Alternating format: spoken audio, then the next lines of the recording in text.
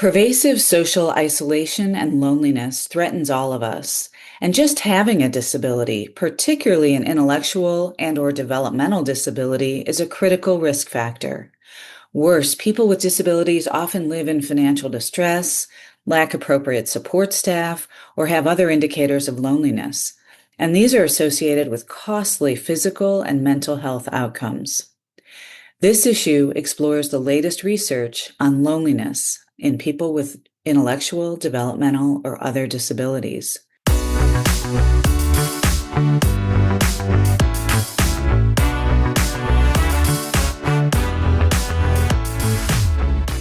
Welcome to Impact, the Conversation, a podcast of the University of Minnesota's Institute on Community Integration that brings you strategies and stories advancing the inclusion of people with disabilities. Our guests are the authors of Impact, our long-running magazine that bridges the research to practice gap with professional and personal reflections on what matters most in disability equity today. I'm your host, Janet Stewart.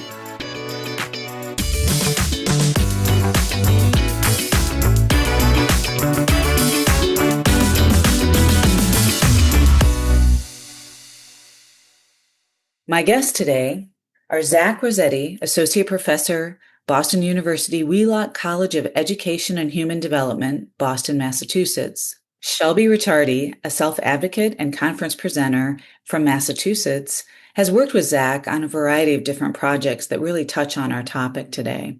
And Sarah Hall, here at the Institute on Community Integration, is a research associate who has studied broadly issues of belonging in different age groups, has done a lot of work in the field of siblings with disabilities, and we're just so thrilled to have each of you join us today to talk about this issue and the experiences we had putting it all together. Sarah, let me start with you and Zach. You both wrote really our top story, our lead story.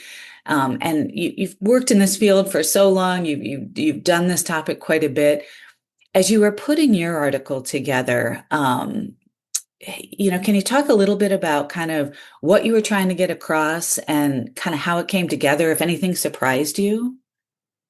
Well, I think one thing that was difficult for me at first is that I like to focus on the positive. And so I kept thinking social inclusion and belonging, but we really need to dive into the nitty-gritty of how do people actually experience it? And it was interesting that, people with disabilities, they experience more long-lasting loneliness and also the things that, they can't get out of it themselves sometimes. And so it's just that little facilitation that other people can support them with, like helping people to do more activities, to meet more people, helping facilitate conversations and friendships. And just like that intentional planning, that's the biggest thing that came out of, how can we support people is, well, intentionally find out what they want, what they're missing, and really look into, okay, how can I help with that? That's great. Zach, how about you? Right. Yeah.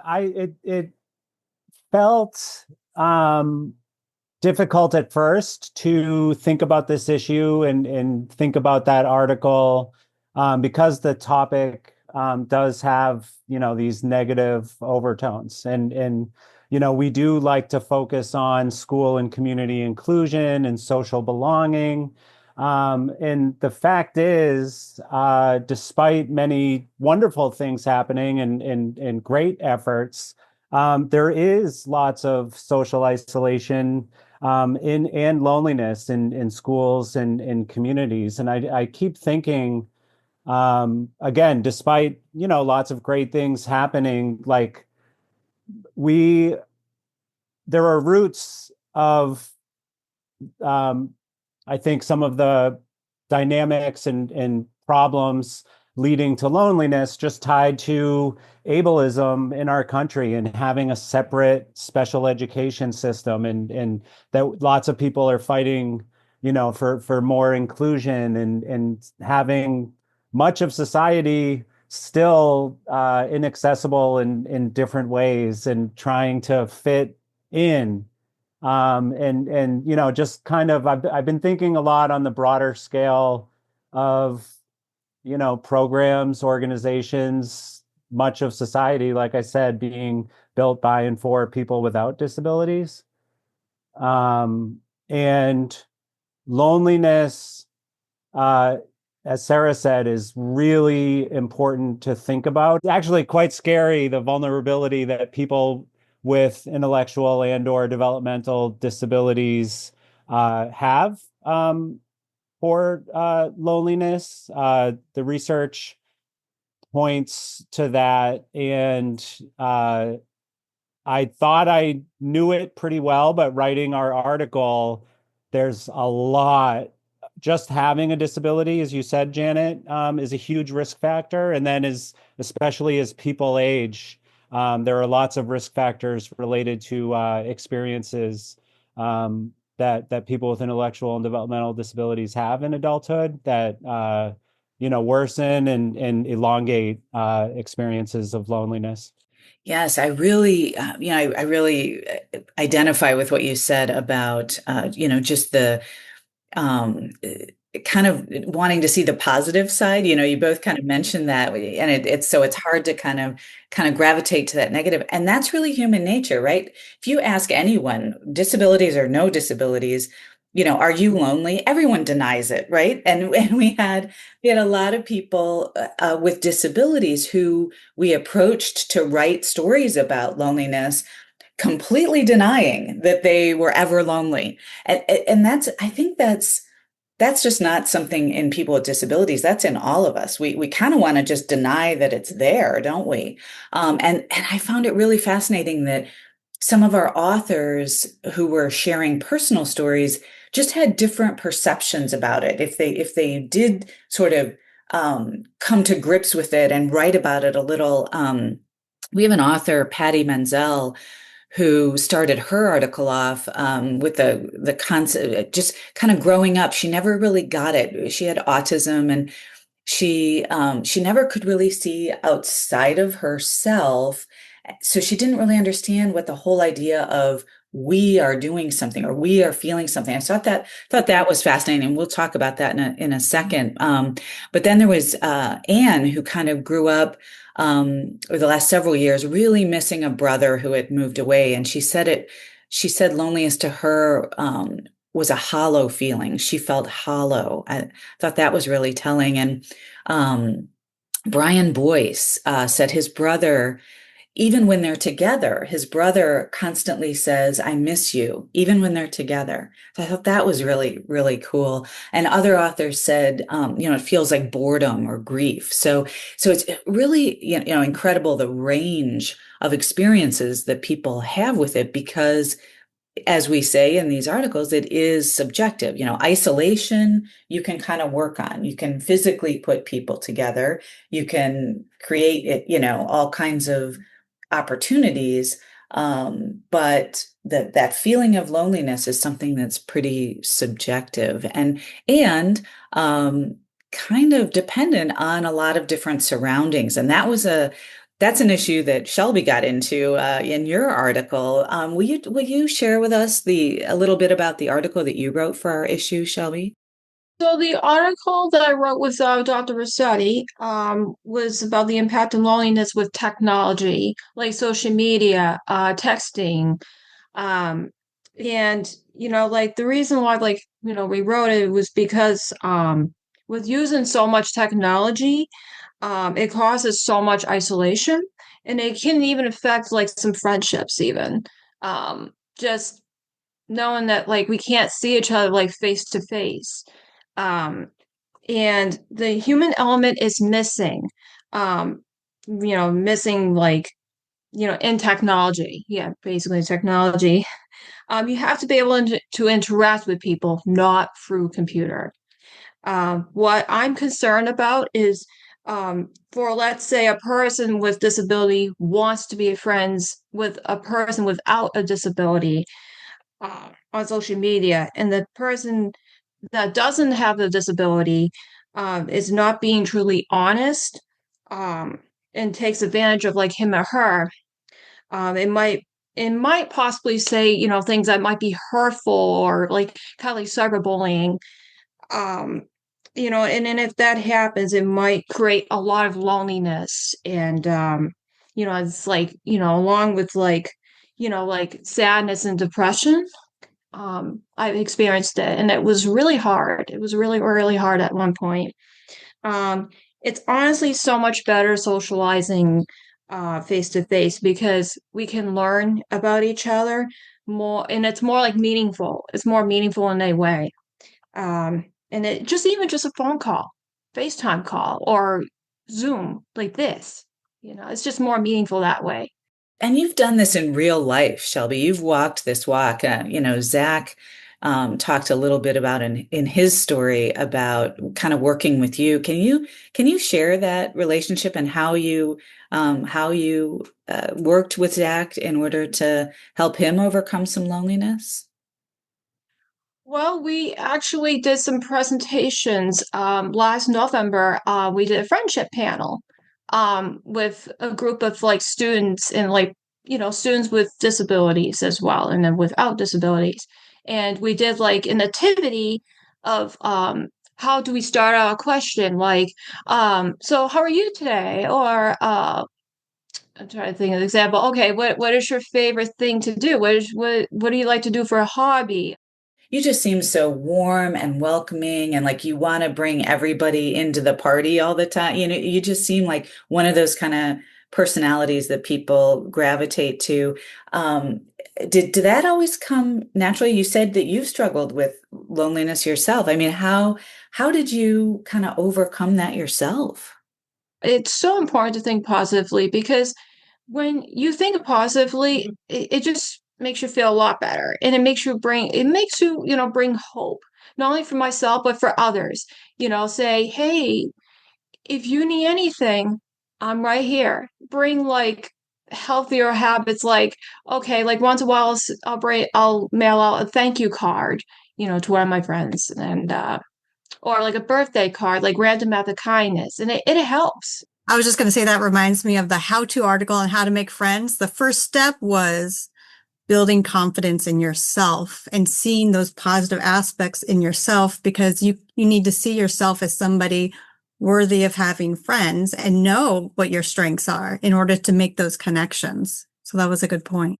Sarah, you've done a lot of work in your professional career with Roger Stancliffe, who joined us for this issue to write an article about the experience of loneliness in older ages. And you've done a lot of work in that age group. Can you share a little bit about kind of what you, kind of how you worked with Roger to bring that article together and just kind of what the main points, from that work that you've done over the years? Well, a lot of times in older age, you might not have, the mobility or the transportation to really go out and do things. And so a lot of times it is more difficult because you don't have the stage. You haven't set the stage to meet people. You haven't gone out into the community, or maybe you've slowly stepped back from the groups you used to be in. And so that's a hard stage to be in where now you're adjusting. And sometimes you could use online, avenues to support yourself sometimes, but it's not enough, right? And the transitions in your life, whether it be transition from work to retirement, or maybe you were living with your family and now you need to live on your own or in a different place. Those transitions are sometimes even harder for people with disabilities because they might lose a family member, also lose housing. And with that, when they move somewhere, they might lose where they went to church or where they did their activities because they're too far away. And so that's a lot of loss at one time. And now they're starting from ground zero where they have to build up their community. And so there can be a lot of loneliness in that time and they really need support. And I think it also reflects sometimes, I was thinking about this in the beginning, that we can be around people, but we can still feel lonely. So even if we get out there and we're by ourselves or in a group, we might we might still have those feelings inside of us. And that's okay. It's good to know that they're there so that you can work on it. Because there's a difference between social isolation and loneliness, where some people, when they're alone, they might need that time to recharge. But other people, they might feel differently. So we all have different needs in that area. Exactly.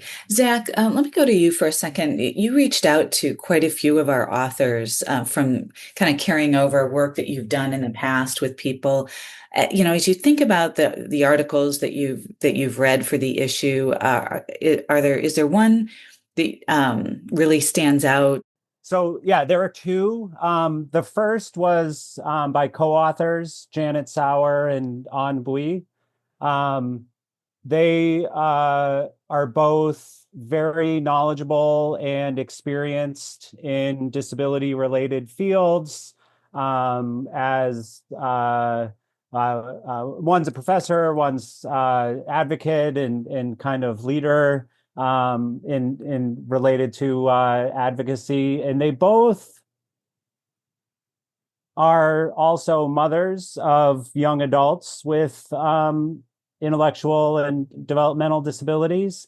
And their article describes lots of different challenges and difficulties during the transition process from school to adult developmental disability services. And that transition time can be we just talked about in older ages, but that transition time can really be a rough go. And I thought that article was just so powerful in that we just sit with them in that, and it's powerful to acknowledge that this is really still a problem that we're dealing with in the field. Definitely. There are unique circumstances in each of their stories, as with everybody. But these problems, and there are multiple problems, are kind of linked too. So having connections in school and when you're younger can usually help during times of transition like this. And if there are circumstances where you might move or encounter some of these difficulties, it kind of sets you at risk for loneliness moving forward. And so I found that to be one of the most powerful articles. And people have been talking about the transition from school to adulthood as challenging for years, as kind of, I've heard it often described as falling or jumping off a cliff many times. And they share some more examples of that.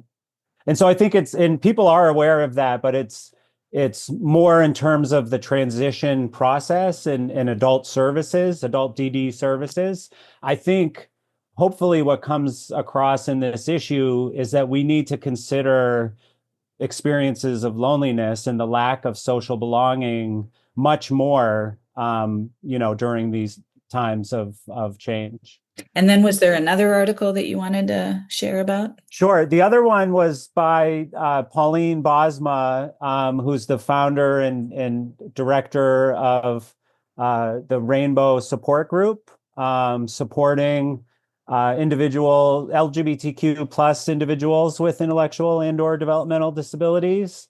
Pauline is the Rainbow Support Group is part of Massachusetts Advocates Standing Strong, fantastic self-advocacy group. And the thing that stood out about her article was that, well, two things. Advocacy can be a joint venture with shared goals for adults with intellectual and or developmental disabilities. And I think that it is something that a lot of people have been involved in for that reason.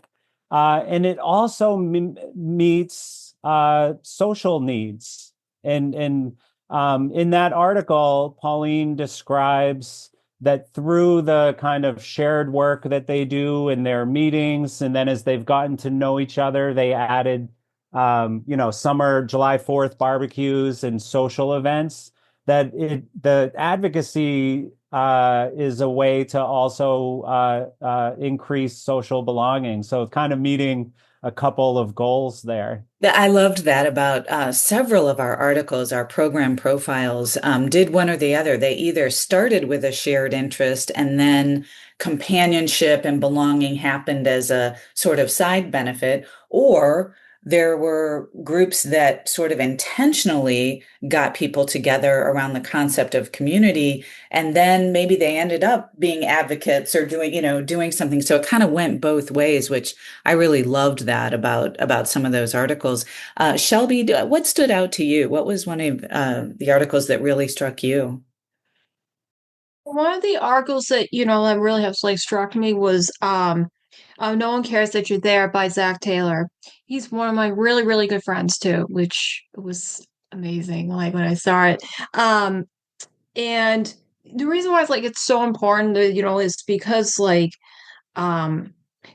saying that to be able to meet people face to face, you have to make the effort to at least try start a conversation, just at a bowling league, going to a bowling league, hey, how's it going, how's your day, um with someone, because the more you socialize, the more comfortable you're going to feel. The other article that kind of struck me was Forgetting to We article by Patty Menzel.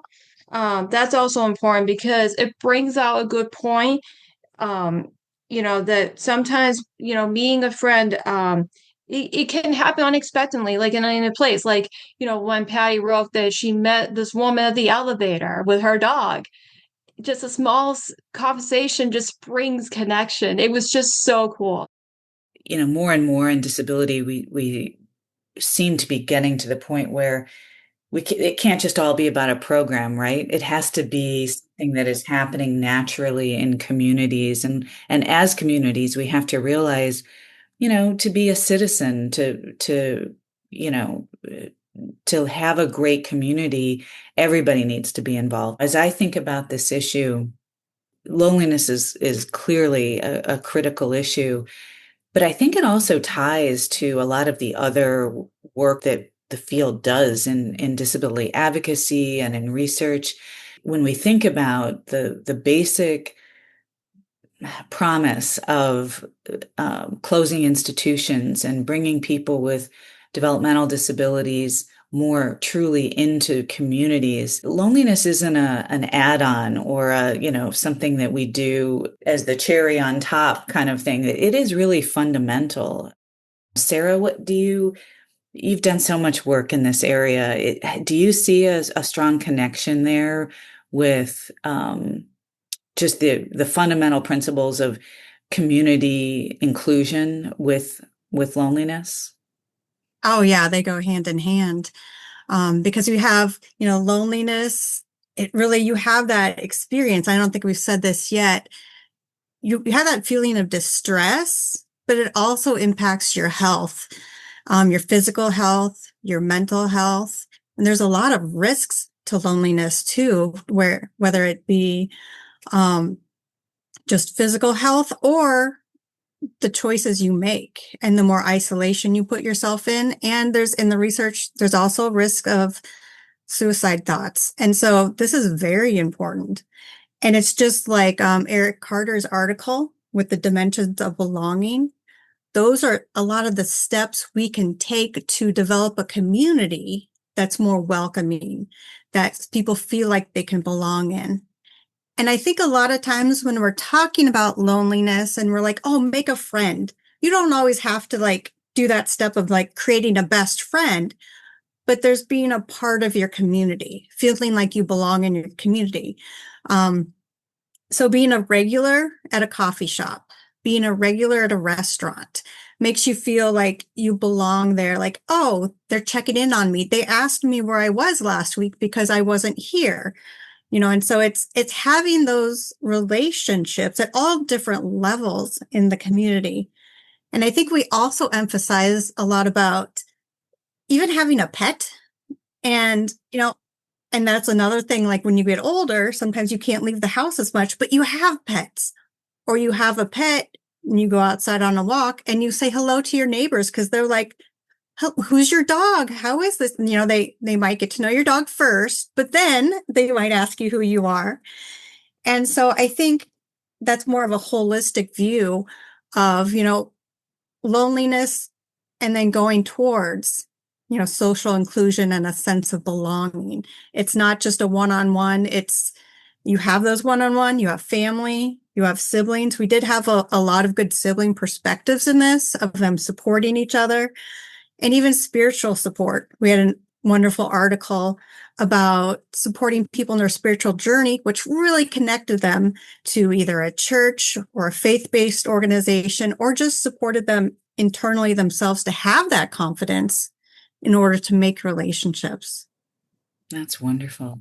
Zachary, final thoughts? Yeah, as a relatively new pet owner, for the first time in my life, I was so pleased to see all the mentions of pets in this issue, and glad you brought it up, Sarah, because I think that whether someone is isolated or not, around lots of people or not, what we're talking about in terms of combating loneliness is a meaningful connection to a job or a volunteering opportunity, and the people that are there, being valued and having a valued role, right? And whether at the coffee shop, in the community, with the pet, all of these are ways that I think someone can feel connected, and all of these connections, I think, are what make up social belonging. And so it is, as you said earlier, Janet, there is a little bit of tension sometimes between kind of group programming and kind of individual preferences and things happening naturally. And I hope, moving forward, thinking more about loneliness and approaching it more holistically, as Sarah described, I hope that all of us can figure out that balance a little bit based on what someone wants to do in their life. I think some things need to be scheduled. Everyone's busy. If it's not scheduled, it doesn't happen, right? And sometimes that's a group activity. Sometimes it's an individual joining a club or something that they love to do. But also having the flexibility to go to the park on a nice day, or if there's a great concert in your area, being able to go to that and having people to go to it with. So figuring out that balance is huge. And the last thing I have to mention, one of my favorite things in all of the articles was in our article, Shelby. You talked about some of the things you like to do, and there's a weaving class. Swedish weaving class. Swedish weaving class. Yes, I love it. It's just so like organic. I think it emphasizes the choice, because loneliness is a personal experience and people need to have a choice about what they do. Some people love doing things with other people with disabilities. That should be a choice. Other people do not. And that also should be a choice for them to go out into the community and do other things. And maybe they have a mix of things they do as well. But it's kind of whatever fills your bucket. We're talking about those meaningful connections. Maybe I want to advocate, and I'm advocating with other people with disabilities. I love it. And then also, maybe I want to do a craft, and I'm doing it with other people too. It's your choice, and you're finding your people. As we think about all the articles we've just done, and we think about what the field needs to move forward, is it that we need more research? Is it that we need more groups like the programs that we profiled? What do we really need to do? I think one thing that has not been talked about as much, and so it would be good to further research and just to experiment with, is to have these encounters in the community, to really get to know your community. And an encounter meaning just meeting people and being a regular at places, whether it's a regular at a group or, the restaurant or the library, having those regular connections. I think that's something we don't focus on enough. And then I think it's just also the intentionality of like, okay, well, you can be in a group, but now I'm going to intentionally support you to have that meaningful participation, have the meaningful connection.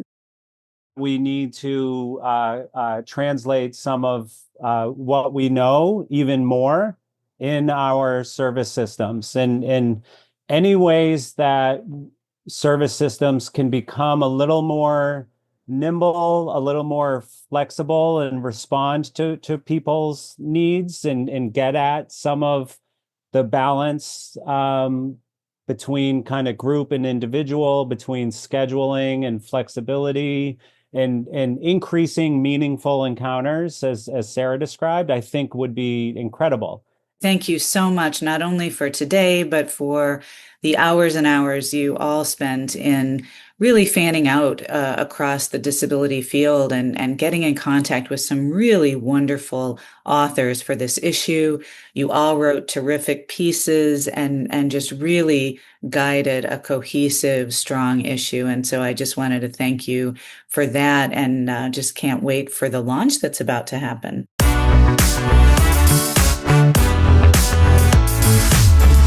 Thanks for joining the conversation. If you'd like to reproduce all or part of this podcast, please email icipub@umn.edu. Our show is co-produced at the University of Minnesota's Institute on Community Integration by Impact Managing Editor Janet Stewart and ICI Media Producer Pete McCauley. Skylar Mihailov is our editor. Graphic designers are Connie Burkhart and Sarah Kurtner.